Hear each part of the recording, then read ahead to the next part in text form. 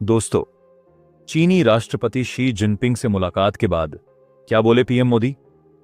SCO summit से इतर चीनी राष्ट्रपति शी जिनपिंग से मुलाकात के बाद प्रधानमंत्री नरेंद्र मोदी ने एक्स पर तस्वीरें शेयर की हैं।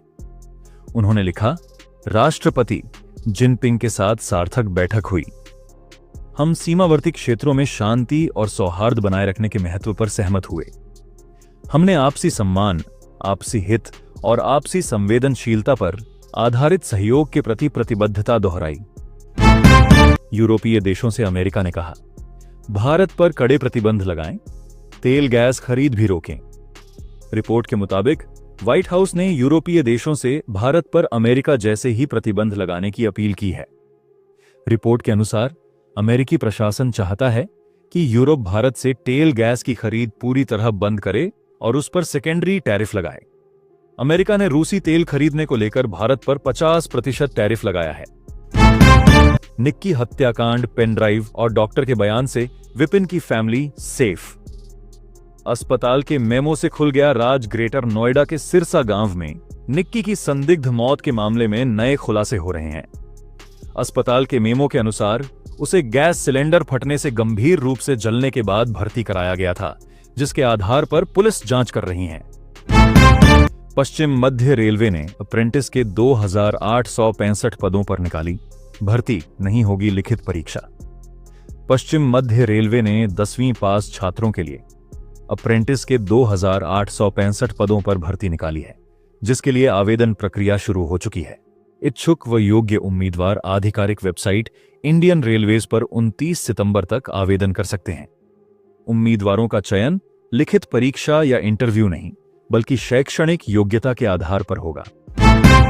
लखनऊ में अवैध पटाखा फैक्ट्री में हुआ भयानक विस्फोट, कम से कम 4 लोगों की मौत होने की खबर। लखनऊ यूपी में रविवार को एक घर में अवैध रूप से संचालित पटाखा फैक्ट्री में भयंकर विस्फोट हुआ, जिसकी आवाज कई किलोमीटर दूर तक सुनाई दी।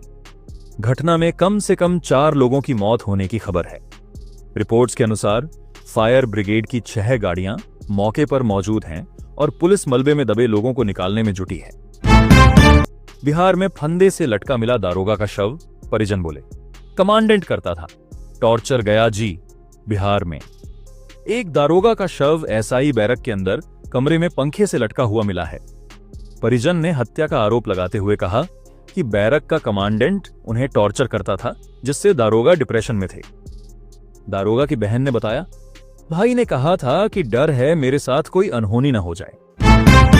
पीएम मोदी ने भारत में होने वाले ब्रिक्स समिट 2026 में शी जिनपिंग को किया आमंत्रित। प्रधानमंत्री नरेंद्र मोदी ने रविवार को चीनी राष्ट्रपति शी जिनपिंग से तियानजिन में मुलाकात की। इस दौरान उन्होंने राष्ट्रपति जिनपिंग को भारत में 2026 में होने वाले ब्रिक्स शिखर सम्मेलन में शामिल होने का निमंत्रण भी दिया।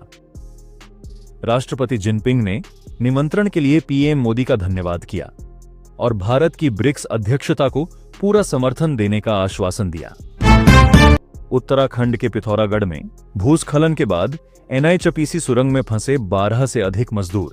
पिथौरागढ़, उत्तराखंड के धारचूला में रविवार को भारी बारिश के कारण हुए भूस्खलन के कारण एनएचपीसी लिमिटेड द्वारा संचालित धौलीगंगा पावर स्टेशन की एक सुरंग में 12 से अधिक मजदूर फंस गए। पिथौरागढ़ की पुलिस अधीक्षक रेखा यादव ने कहा, बड़े बड़े पत्थरों ने सुरंग को बंद कर दिया है। बचाव अभियान के लिए जेसीबी मशीनें मौके पर भेजी गई हैं। अफजल अंसारी ने की मोहन भागवत की तारीफ, कहा, हिंदू धर्म के लिए आरएसएस से बेहतर कोई नहीं। यूपी में सपा सांसद अफजल अंसारी ने आरएसएस प्रमुख मोहन भागवत की तारीफ करते हुए कहा है, हिंदू धर्म का प्रतिनिधित्व करने के लिए आरएसएस से बढ़कर कोई प्लेटफॉर्म नहीं है। बकौल अंसारी, आरएसएस के 3 दिवसीय शिविर के बाद मोहन भागवत ने महसूस किया है कि देश में एकता भाईचारे की जरूरत है और नफरत का कारोबार बंद होना चाहिए। सौतेली मां ने यूपी में 8 वर्षीय बेटे को बेरहमी से पीटा, हुई मौत। सास को दवा लेने भेजा था। श्रावस्ती, उत्तर प्रदेश में 8 वर्षीय बच्चे को चिमटे व बेलन से बेरहमी से पीटने के आरोप में उसकी सौतेली मां को गिरफ्तार किया गया है। पुलिस के अनुसार बच्चे ने शौच के दौरान कपड़े गंदे कर लिए थे, जिससे नाराज होकर मां ने उसकी पिटाई की। मृतक की दादी ने बताया, बहू ने मुझे दवा लाने बाजार भेज दिया था। पूर्व गवर्नर रघुराम राजन ने सरकार को दी ऐसी सलाह जिससे भारत एक्सपोर्टर्स को होगा फायदा। एक रिपोर्ट के अनुसार आरबीआई के पूर्व गवर्नर रघुराम राजन ने सुझाव दिया है कि सरकार को उन तेल रिफाइनर कंपनियों पर विंडफॉल टैक्स लगाना चाहिए जिन्हें रूस से सस्ता कच्चा तेल खरीदकर मुनाफा हो रहा है। उनके अनुसार इस टैक्स से मिलने वाले पैसे का इस्तेमाल भारतीय एक्सपोर्टर्स निर्यातकों को मदद देने में किया जा सकता है।